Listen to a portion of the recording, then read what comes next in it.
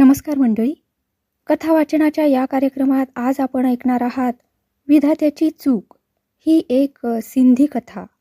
कथेचे लेखक आहेत पोपटी हिरानंदानी आणि या कथेचा अनुवाद केला आहे सविता जाजुदिया यांनी. हेमा म्हणजे एक मूर्तिमंत चूक होती. मानव व त्याच्या स्वभावाची चूक, समाज व त्याच्या नियमांची चूक, विधाता व त्याच्या सृष्टीची चूक, अर्थात ती म्हणजे निव्वळ चूकच चूक होती. हेमाच्या आईचं नाव होतं कांचन. नुसतं नावच कांचन होतं असं नव्हे, तर तिचा चेहरा व शरीर देखील सुवर्णासारखं होतं. सोन्याचा तो तुकडा मानव व विधात्याच्या चुकीचं केंद्रस्थान बनला. चंद्रासारख्या सौम्य, शीतल व निर्मळ चेहऱ्याची कांचन सिद्धपूरच्या लहान शहरात छोट्या पण स्वच्छ नीटनेटक्या घरात आपल्या काकांकडे राहत होती. एका रात्री ती दुकानातून घासलेट घेऊन परत येत असता दारुड्या सुखूच्या तावडीत सापडली. पण शुद्ध सोनं त्या आगीतूनही तावून सुलाखून बाहेर पडलं. ऐनवेळी सुखूला विंचू चावला व कांचन तेथून निसटली. पळता पळता एक प्रहर उलटला, पण ती घरी पोहोचायच्या आतच शेजारी पाजारी बातमी पसरली होती की कांचन सुखूबरोबर पळून गेली. मध्यरात्र उलटल्यावर ती जेव्हा धापा टाकत आपल्या घराच्या दाराशी येऊन धडकली, तेव्हा आजूबाजूचे ज्युरी व जज स्वतःच तिथे येऊन दाखल झाले. नीट चौकशी केल्याशिवायच कांचन विरुद्ध एकतर्फी निकाल लागला. समाजाच्या न्यायालयात आरोपीच्या वतीनं वकील नेमावयाची परंपरा नसते. अशा स्थितीत अपराधीचं निरपराधित्व कोण सिद्ध करणार? कांचनच्या शब्दावर कुणीच विश्वास ठेवला नाही, आणि त्यांनी तरी विश्वास का ठेवावा? त्यांना जर खोटं, असत्यच आवडत होतं, प्रिय होतं, ते सोडून अप्रिय सत्याची त्यांनी का म्हणून कास धरावी? कांचनच्या काकांनी तिला घराच्या आत पाय टाकू दिला नाही. ते म्हणाले, अशा मुलींना प्रतिष्ठित घरात जागा नसते. कांचन गयावया करीत म्हणाली, काका, सुखू दारुड्याने माझं तोंड बांधून टाकलं होतं. मी कसा त्याच्याशी सामना करणार? काका, देवा शपथ, देवानेच माझी अब्रू वाचवली. काका, मी पूर्वीसारखीच अगदी निष्पाप आणि निष्कलंक आहे. काकांनी धाड दिशीदार लावून घेतलं. म्हणाले, वेडी पोर. कांचनने दारावर डोकं ठेवून घसा सुकेपर्यंत अर्ज विनंत्या केल्या. काका, अपराधाशिवायच मला शिक्षा नका हो देऊ. काका, मला निराधार नका हो करू. ब्रह्मदेवाने स्त्रीला स्त्रीजन्म देऊन तिच्यावर अपराधाचा शिक्का मारलेला आहे. स्त्रीला आपलं निरपराधित्व सिद्ध करायची संधी द्यायला पुरुष अजिबात तयार झाला नाही. शेजारच्या बायका फिदी हसू लागल्या. त्यांना हेच हवं होतं. देवाने जणू त्यांच्या मनासारखं केलं. कांचनचं सोन्यासारखं अंग बघून मत्सराने त्यांच्या अंगाचा तीळपापड व्हायचा. स्त्रीचा स्वभाव मोठा विलक्षण असतो. दुसऱ्या एखाद्या स्त्रीचा गुण तिला बघवत नाही, सहन होत नाही. पण तेच तिला त्या स्त्रीच्या एखाद्या अवगुणाविषयी विचारलं तर स्वार्थीपणानं ती पडदिशी त्या अवगुणांचं अगदी तिखटमीठ लावून लांब लचक वर्णन करते. कांचनच्या मैत्रिणी तिची टर उडवू लागल्या. सूर्य मावळला, संध्या अवतरली. आपल्या स्वजातीय स्त्रियांचा मूर्खपणा पाहून संध्या लज्जेने लाल झाली. अवघ्या शहरात कांचनला सहानुभूती दाखवणारं कुणीही उरलं नाही. हे जग तरी काय विचित्र आहे. कांचन पवित्र होती तेव्हा तिच्या आजूबाजूला घुटमळणारे लोक घाणेरड्या खुणा करून व अश्लील शब्द बोलून जबरदस्तीनं तिला अपवित्र करायचं कारस्थान करायचे. पण अपवित्रतेची काजळी बळजबरीने तिच्या तोंडाला फासली गेली तेव्हा तीच मंडळी तिला शिक्षा द्यायला बिनदिक्कतपणे पुढे सरसावली. त्या दिवशी संध्या तिथे फार वेळ थांबू शकली नाही. थोड्याच वेळात तारे उगवले. दुःख आणि अपमानाने कांचनचं हृदय जळू लागलं. पण त्या आगीत ज्वाला नव्हती, तर जीव गुदमरून टाकणारा धूर फक्त होता. त्या धुराची सावली जमिनीवर पडली. ती बघून सारे भयभीत झाले. ते धावत ढगांपाशी आले. म्हणाले, लवकर चला, पृथ्वीवर वणवा पेटलाय. तिथे चला आणि तो विझवा. ढग धावत आले. त्यांनी वीजरूपी नेत्र उघडून खाली पाहिले आणि दीर्घ सुस्कारा सोडला. ताऱ्यांनो, ही आग काही आम्हाला विझवता यायची नाही. हा धूर दूर दूरपर्यंत पसरेल आणि अनेक लोकांचा जीव त्यात गुदमरत राहील. ढगांचे 4-2 अश्रू खाली ओघळले आणि ते तिथून निघून गेले. कांचन दारातून उठली. एकटा लहानसा जीव जीवनाशी झगडायला, 2 हात करायला तयार झाला. पण पाण्यावरील इवल्याशा तरंगाला का कधी उत्तुंग पर्वतावर विजय मिळवता आला आहे? कांचन दारोदारी भटकली. दुष्ट हातांनी व ढोंगी आश्रमांनी तिची खरेदी विक्री केली. एक पायरी खाली उभ्या असलेल्या व्यक्तीला खाली ढकलून पार रसातळाला पोहोचवणं हा त्यांना स्वधर्म वाटला. अखेरीस एक चमत्कारिक नाव व वय घेऊन त्यांनी तिला एका गल्लीत बसवलं, जिथे मानवता विक्रीची वस्तू बनते आणि पाशविकता गिऱ्हाईक होऊन फेरफटका मारत असते. जिथे प्रेम दारूच्या पेल्यात तडफडून बुडत असतं आणि मानवी मन वासनेचे चाबूक खाऊन मनातल्या मनात कुढून मरून जातं. अशा त्या गल्लीत लोकांनी कांचनला पोहोचवलं. हो, त्या घाणेरड्या गल्लीतच एक दिवस कांचनला आपले सभ्य काकाही भेटले. त्याच क्षणी कांचनने अंगठीतला हिरा गिळून आत्महत्या केली. कांचन वाईट होती, पण चांगुलपणावर तिचा विश्वास होता. त्या रात्री तिच्या विश्वासाला कुठेच आधार मिळाला नाही. कांचन खराब होती, पण मानवतेविषयी तिच्या मनात श्रद्धा होती. तिची ती श्रद्धा तिला सोडून गेली. कांचन घाणेरडी होती, पण मळक्या डबीच्या कोपऱ्यात तिने निर्मळपणा नीट जतन करून ठेवला होता. सभ्यपणाच्या मुखवट्याआड तिला जेव्हा वासनेचे नग्न चित्र दिसले, तेव्हा तिच्यातला चांगुलपणा ओक्साबोक्शी रडू लागला. वाईटपणाचा विलाप तिने ऐकला होता, पण चांगुलपणाचं हे रुदन तिला असह्य झालं. तिचं शरीर केव्हाच मेलं होतं. त्या मृत्यूवर तिने शोकही केला होता. तरी सुद्धा तिने आपल्या मनाला उद्ध्वस्त होऊ दिलं नव्हतं. ते सांभाळून ठेवलं होतं. त्या रात्री तिचं मनही मेलं. मग ती तरी कशी जिवंत राहणार? हेमा ही त्याच कांचनची मुलगी. आपल्या आईकडे इराण्याने आपलं घरटं बांधल्याचं हेमाला ठाऊक नव्हतं. कांचन म्हणजे कुणीतरी प्रकाश हिरावून घेतलेला दीप असल्याचं तिला माहीत नव्हतं. ती आपले चाळ खुळखुळविण्यात दंग होती. आपल्या जीवनकथेच्या बाबतीत ती पार अनभिज्ञ होती. हेमाला शेवाळाने भरलेल्या पाण्याच्या वर एखाद्या कमळासारखं ठेवावं, भ्रमरापासून तिला दूर राखावं आणि अनाघ्रात पुष्पाच्या रूपात कुण्या योग्य देवतेच्या चरणी अर्पण करावं, अशी तिच्या आईची मनापासून इच्छा होती. पण स्त्रीवर इतकी कृपा करायला निसर्ग कुठे तयार असतो? हेमा अजून अविकसित कळी होती, तोच तिची आई तिला सोडून गेली. अबोध हेमा आता दिवसभर कंबर लचकत मुरडत फिरू लागली. ताथई करण्यात दंग राहू लागली. पण कधी ना कधी कळीचा विकास होणारच.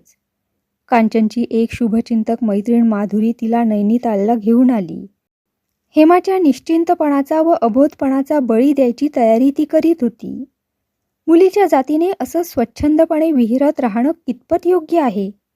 मुलगी कुठे का असेना, तिनं असं निर्धास्त राहणं अनुचितच नाही का? पक्षाला पंख फुटू लागले म्हणजे वेळीच ते छाटून टाकायला हवेत, नाहीतर त्या पंखांची फडफड कोण सहन करील? स्त्रीच्या कान, नाक, हात, गळा आणि कमरेत कमरपट्टा, हार, कंकण, वळे, कडे वगैरे घालून तिच्या शरीराला जसे बांधून टाकतात, तसेच तिच्या मनाला व बुद्धीला देखील योग्य वेळीच बांधून टाकायला हवं.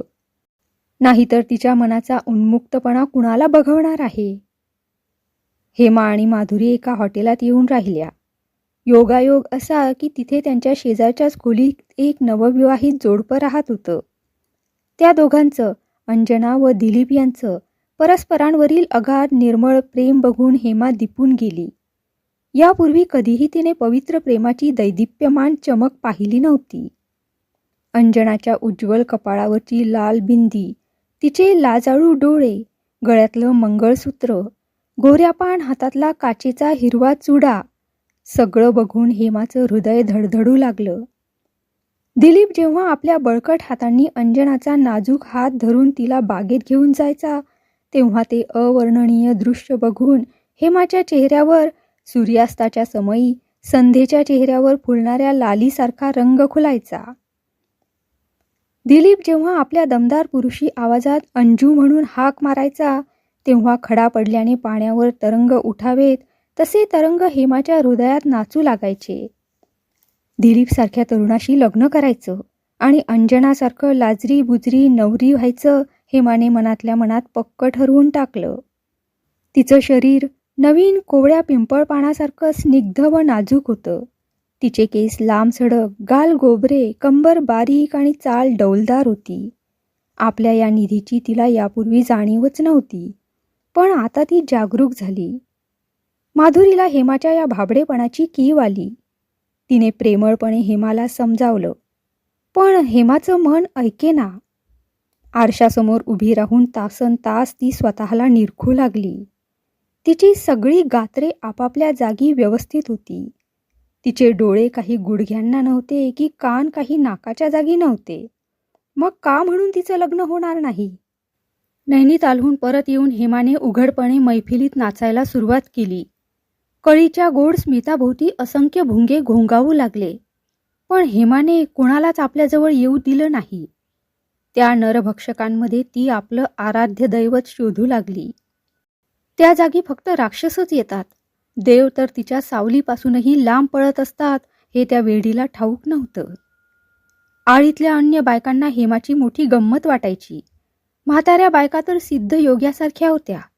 प्रेताकडून वसूल होणारा हिस्सा मिळाला नाही तर हेमावर आग पाखड करीत. लहान वयाच्या तरुणी तिची कीव करीत, तिच्या असहायतेबद्दल सहानुभूती दाखवीत. मध्यवयीन बायका तिला धर्म व समाजाचे नियम समजावीत आणि म्हणत, हेमा बाळ, आपण पंख कापलेल्या पक्ष्यांसारखे आहोत. आपला विवाह धर्म व समाजाच्या नियमांविरुद्ध आहे. तुला कुणीही आपलं पत्नीपद देणार नाही. हेमा, उच्च कुलीन घराण्यातल्या मुलीत एक जरी दुर्गुण निर्माण झाला तरी तिला भयंकर अपराधी असल्यासारखी शिक्षा मिळते, आणि नीच खालच्या घरातल्या मुलीत एक जरी सद्गुण निर्माण झाला तरी तिलाही तीच शिक्षा मिळते. हेमाचे डोळे भरून येत. तेजाबसारख्या त्या अश्रूंमुळे तिची तळमळ व्हायची. ती अबला स्त्री असहाय्य नजरेने प्रश्न विचारायची, असं का? तिला उत्तर मिळायचं, बलवानाच्या काठीला 2 टोकं असतात. खूप वर्षापूर्वी एक रावण होता आणि एक राम देखील होता. पण आज त्या जातीपैकी कुणालाही तू रावण म्हणू शकत नाहीस. सगळे रामच आहेत. त्याच काळी एक कैकई देखील होऊन गेली आणि एक सीता देखील. पण आज समस्त स्त्री जातीवर कैकईचं दोषारोपण केलं जातं. त्याकरता शिक्षा देण्यात येते. या जातीतल्या कुणालाही स्त्री म्हणवून घ्यायचा हक्क नाही. हेमा अस्वस्थ झाली. या विशाल जगात तिला फक्त एक माणूस हवा होता, एक दैवत. त्याच्या चरणी आपल्या जीवनाचा समस्त निधी अर्पण करायची तिची मनीषा होती. पण इतक्या कोट्यावधी लोकांपैकी कुणीही तिची पूजा स्वीकार करायला तयार नव्हतं. हेमाने नाचणं बंद केलं. कुणासाठी नाचायचं? कशासाठी नाचायचं? आपल्या खोलीचं दार लावून घेत ती म्हणाली, जो कोणी माझ्याशी लग्न करायला तयार असेल त्याने माझं दार वाजवावं. वस्तीतल्या बायका फिदी फिदी हसल्या. मैफिलीतल्या तरुण व म्हाताऱ्या, मोठमोठ्या मिशा असलेल्या व टक्कल पडलेल्या लोकांनी जेव्हा हे ऐकलं तेव्हा हसता हसता त्यांची पुरेवाट झाली. ही असली भलती गोष्ट कधी कोणी केली आहे? हेमाने नाचायला सुरुवात केली तेव्हापासून जगनशेठ तिच्या मैफिलीत यायचा. ताजं व रसाळ फळ बघून त्याच्या जिभेला पाणी सुटलं होतं, पण त्याने हेमाचं पाणी ओळखलं होतं. हेमाला कोण आवडेल याची त्याला कल्पना आली होती. म्हणून पांढरे शुभ्र कपडे घालून, डोळे मिटून, सौजन्याची मूर्तीच होऊन चुपचाप एका कोपऱ्यात तास अर्धा तास बसून तो निघून जायचा.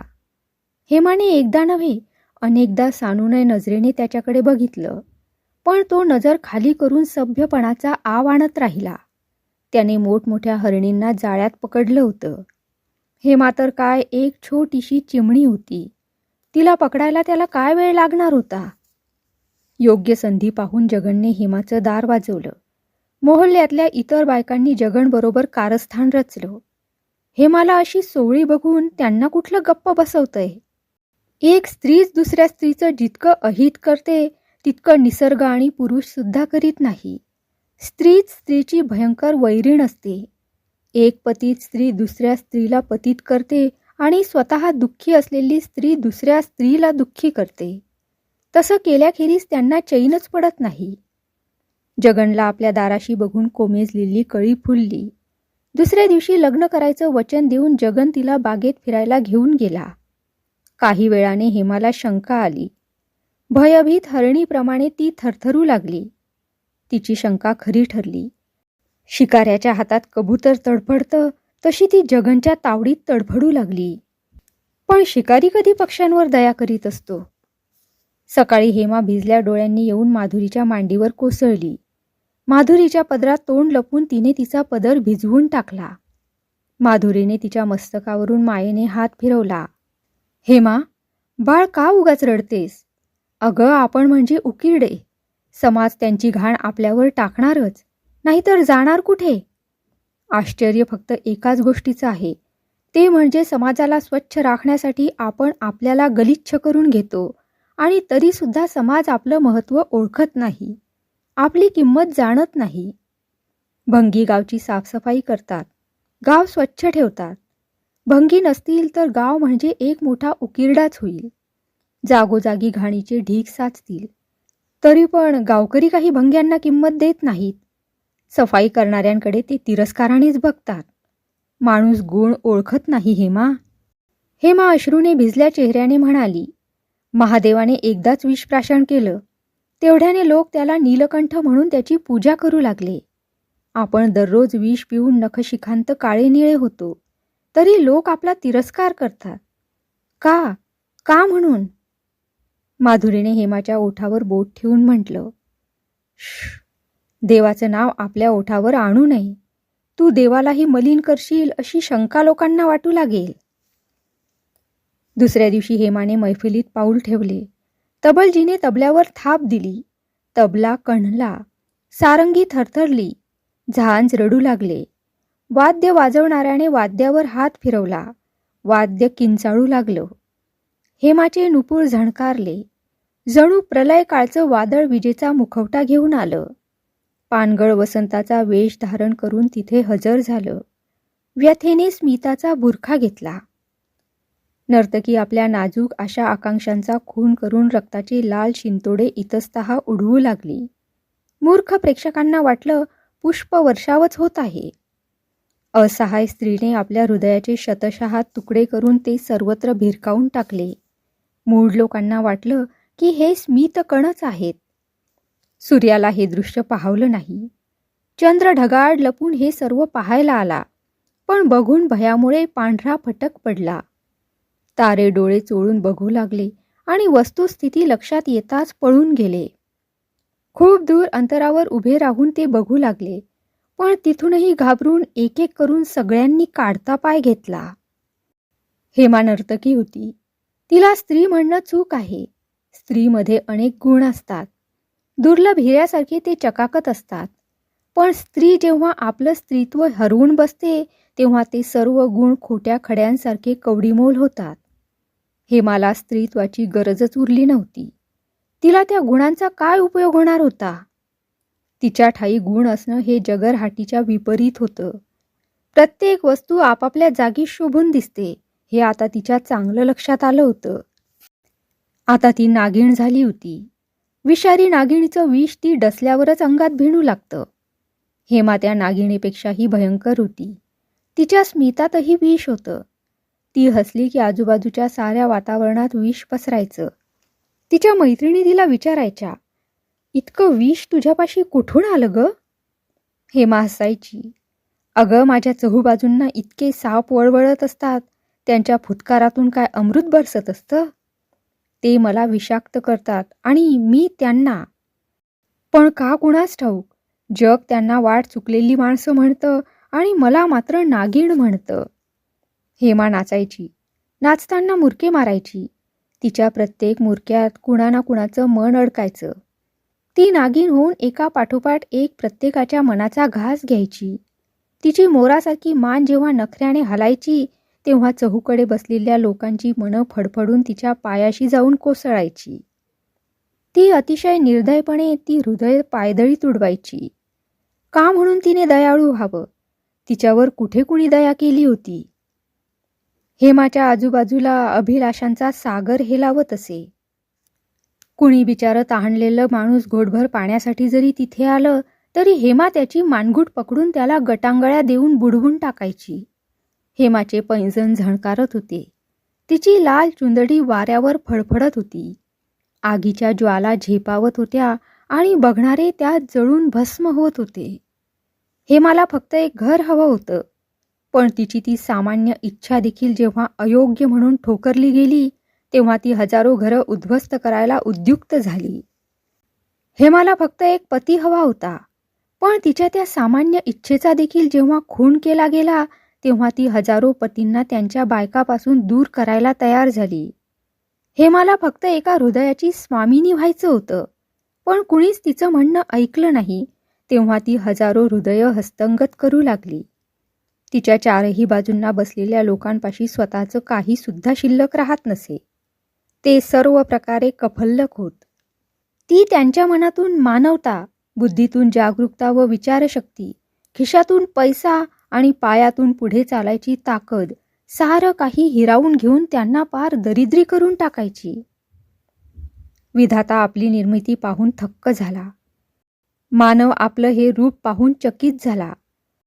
विधाता म्हणतो की मानवाची चूक आहे आणि मानव म्हणतो ही विधात्याची चूक आहे. मानव म्हणतो की हा समाजाचा दोष आहे, परंतु समाज म्हणतो की यास मानवी स्वभाव कारणीभूत आहे. या भांडणाचा निवाडा कोण करणार? हेमा अजून नाचत असते आणि नाचून नाचून वातावरण विषारी करीत असते. पण विधाता आणि मानव कसले आपली चूक कबूल करताहेत? आपली चूक परस्परांवर ढकलण्यातच ते दंग असतात.